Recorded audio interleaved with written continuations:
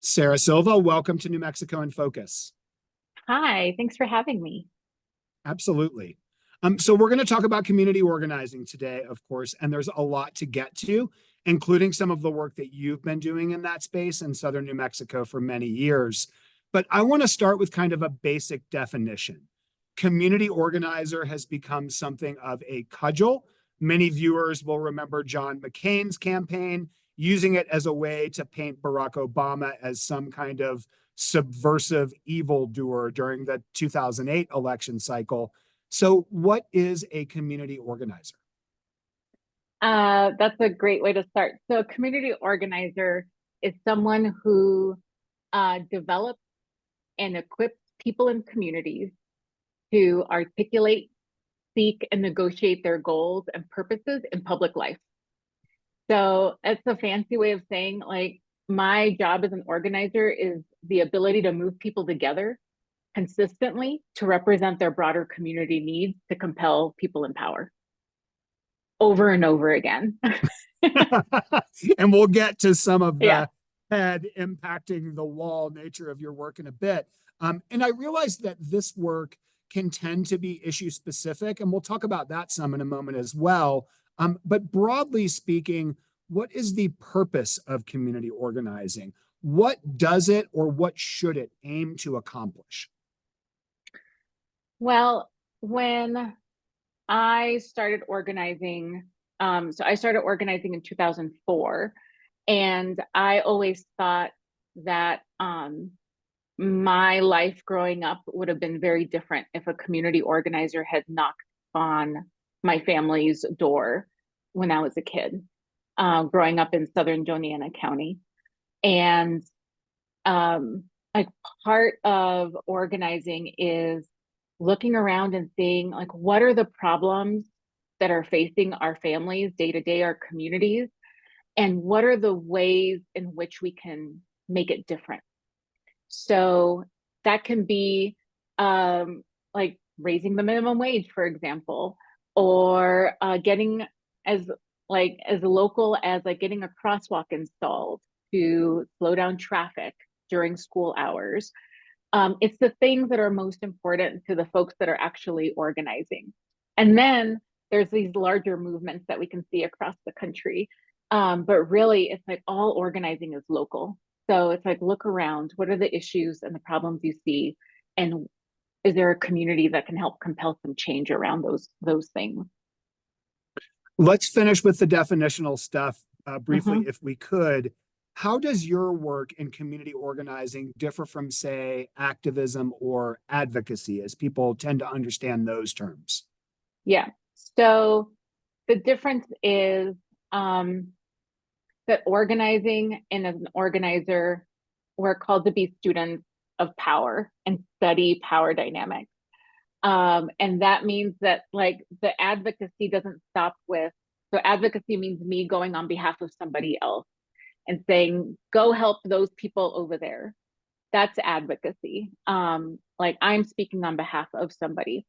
And then mobilizing is almost like a one and done, like flash um, movement. And often that you can see that, and that's an element of organizing, but it's not the only thing that is the way that we exercise power.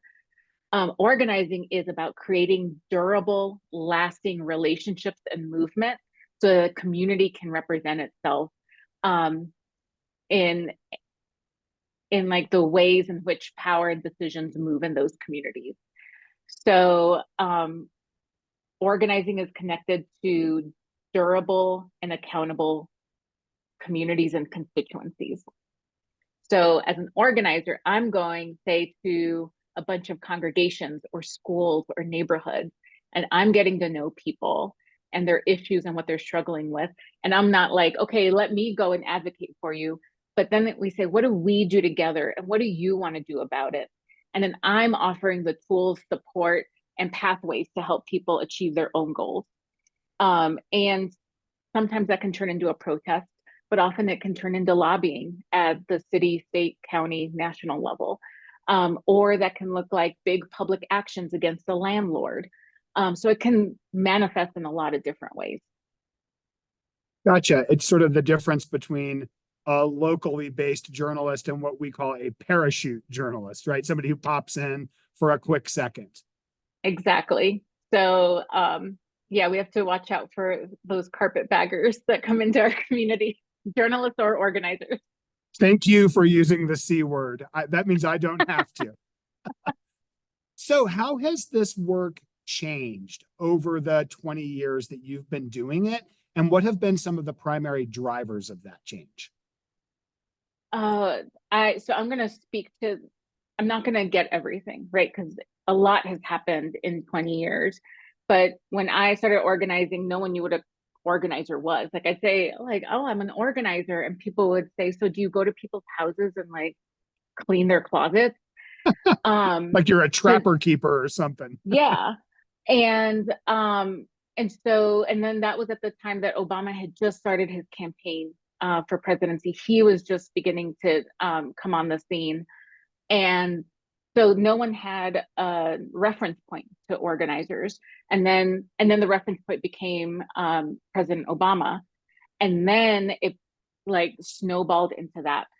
So what has happened since then, a lot of different things have shifted. So one, I would look at the financial crisis in 2008 that drove so many families into losing their generational wealth and their homes. That was a huge dent that many organizers were dealing with.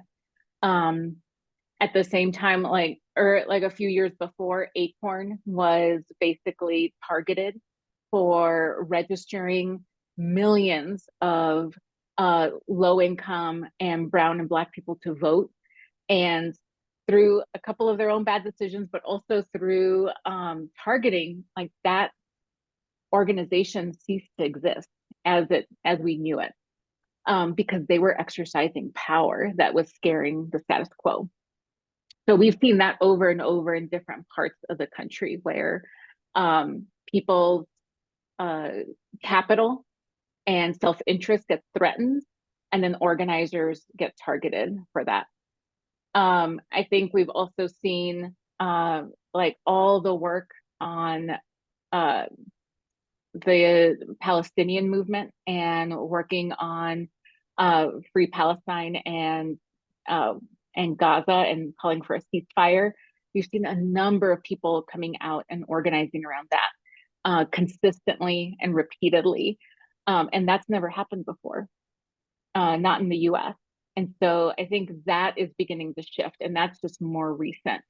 And then the pandemic. I think the pandemic has also created a lot of different conditions for how people organize. Um, and I could keep going, but I want to talk about how the differences of organizing have shifted as we're talking to, because there's just so many ways to look at how organizing and people who have like organizers on the ground are changing the way we look at policing, at abolition.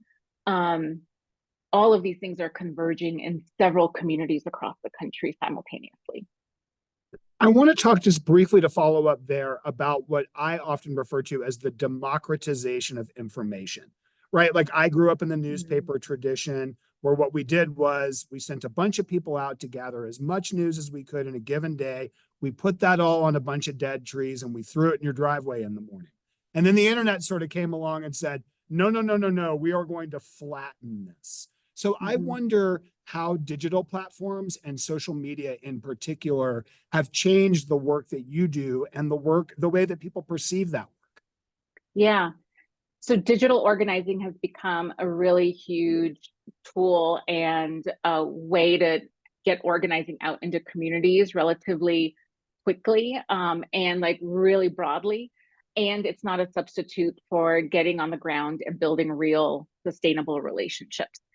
So I think one thing that has shifted is, oh, digital organizing is enough, or just giving people information will then create a different outcome, or people will then make a different or right choice if we just give people information.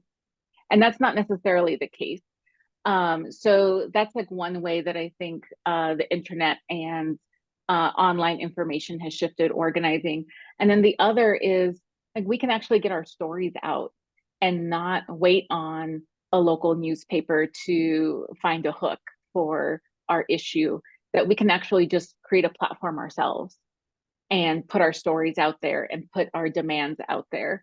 And it's not enough. So I would say like digital organizing can look a lot like AstroTurf. Like it looks like, oh, it looks like people have a lot of power or a lot of people behind them, when it's actually very thin engagement.